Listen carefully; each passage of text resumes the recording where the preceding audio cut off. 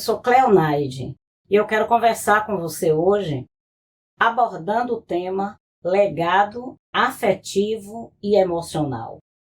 Você percebe que o modo como você se conduz na vida em relação às suas emoções, você olha para trás, olha para o seu lado e percebe que você repete a história familiar que você esteve inserido?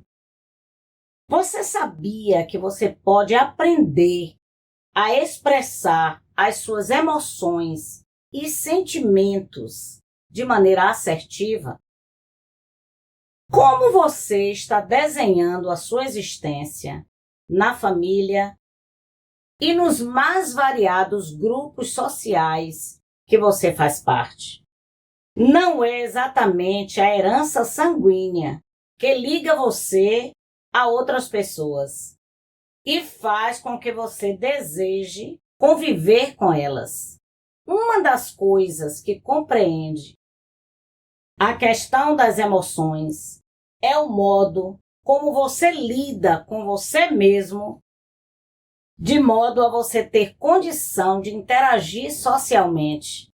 Então, não é a herança familiar que determina o modo como você trata as pessoas, o modo como você trata a si mesma, mas é a capacidade de refletir sobre a sua existência. O grupo familiar é um espaço privilegiado de transmissão de valores, de crenças, legados positivos e legados também negativos, mas você pode aprender a ser resiliente no seu modo de agir no mundo. Quando nós nos tornamos adultos, nós podemos compreender os processos históricos familiares e escolher se a gente vai repetir ou se nós vamos criar uma nova forma de existir no mundo. Ninguém precisa repetir a história dos seus pais.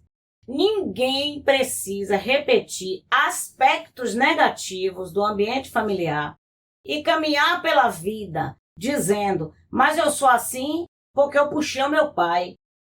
Eu sou assim porque eu pareço com a minha mãe. A vida adulta precisa gerar em nós a capacidade de fazer uma leitura da nossa história, uma leitura do ambiente em que eu fui criado e fazer escolhas assertivas, sendo resiliente no modo de se refazer como pessoa no dia a dia. O legado afetivo emocional, ele pode ser desenvolvido, por exemplo, na infância, quando esta criança ela é percebida no ambiente familiar como se fosse rei, como se fosse rainha, onde todas as vontades dessa criança é realizada imediatamente que ela solicita.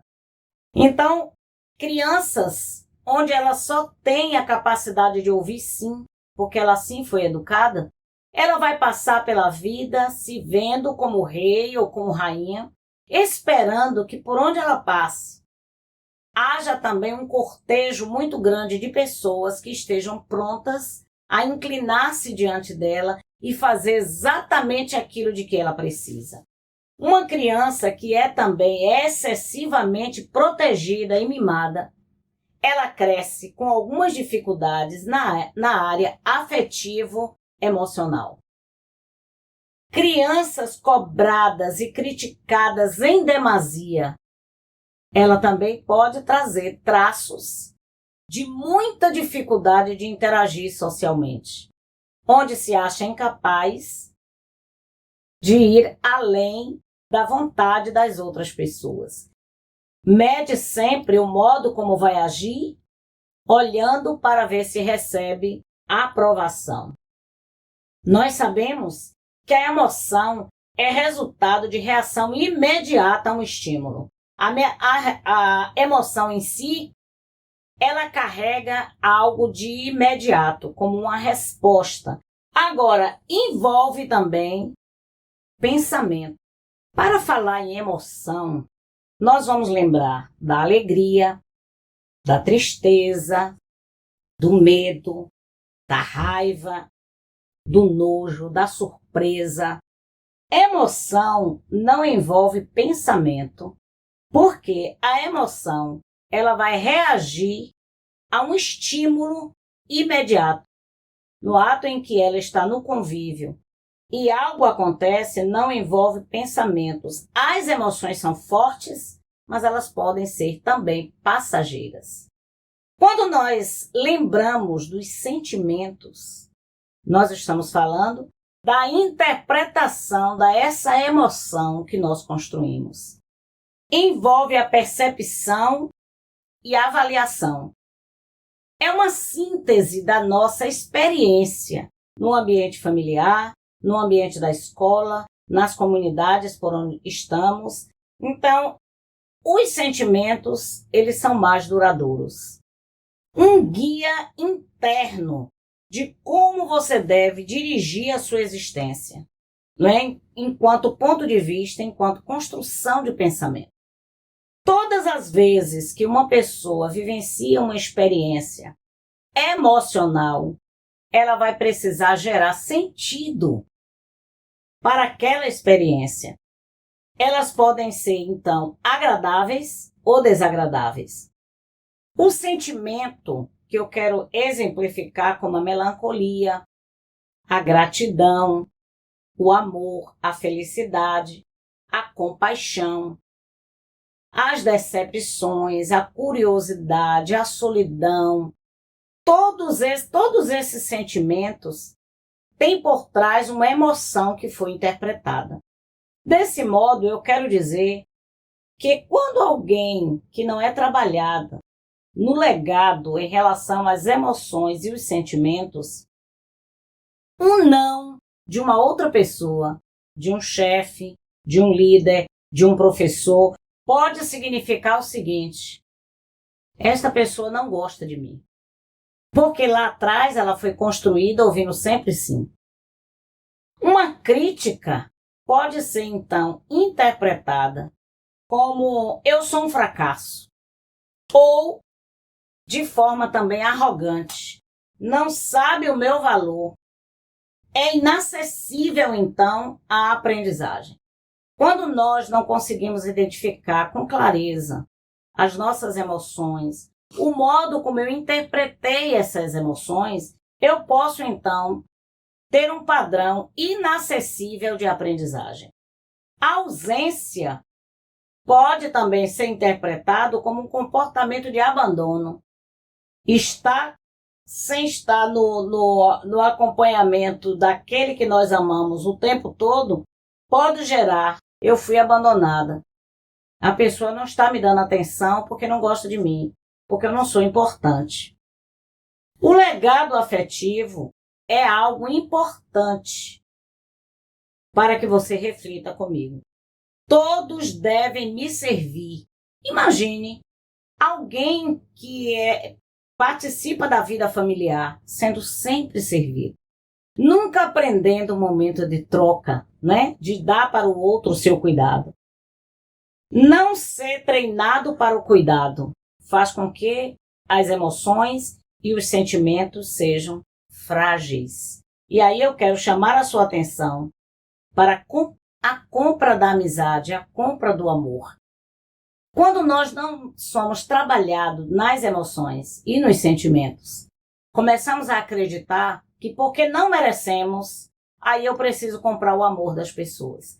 Aí estamos disponíveis para dar presente em excesso, estamos prontos para servir no ponto máximo, ainda que a gente se prejudique. É uma maneira de tentar, a todo custo, comprar o amor das pessoas. O ciúme, tenho que vigiar para não perder. Aí eu ouço no consultório, tem paciente que fala assim: mas eu já falei para ela que ela ter amizade me desestrutura. Eu não me sinto confortável. E assim mesmo, ela permanece fazendo coisas que eu já disse que eu me sinto enciumado. Aí eu pergunto para aquele paciente, né? E qual é a sua parte nesse processo? Ela precisa evitar o seu incômodo sentimental e qual é a sua parte de evolução, de crescimento. Tem algum momento em que já percorreu na sua mente que você também precisa criar um mecanismo para proteger as suas emoções, os seus sentimentos? Bem, todos nós nos sentimos em algum momento fragilizados nas emoções. Eu não estou falando de momentos, eu estou falando de um perfil repetitivo. A questão de ter um padrão repetitivo de fragilidade acende a luz de que você precisa buscar ajuda. Nem todos os seus pensamentos a seu respeito merecem confiança. Investigue como anda o seu aspecto afetivo e emocional. Todos nós precisamos buscar ajuda para lidar com as nossas emoções e com os nossos sentimentos. Cuide-se, porque uma pessoa com emoções frágeis terá dificuldades em gerenciar os seus sentimentos e vai acabar por estar o tempo todo desestabilizado com pequenas preocupações. A vida emocional e sentimental precisa ser cuidada. Então, se você percebe que você não está dando conta disso, busque ajuda de um profissional. Mas a vida requer evolução e crescimento. Um grande abraço para você.